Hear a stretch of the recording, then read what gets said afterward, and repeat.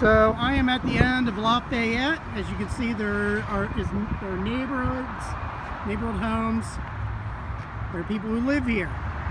Now I will show how easy it is to access I-695 at this point.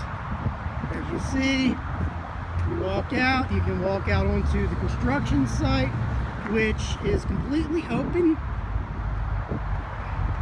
And here we go. We're walking up.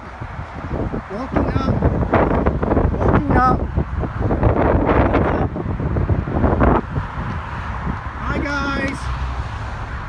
As you can see, there's rush hour traffic. And we are now standing in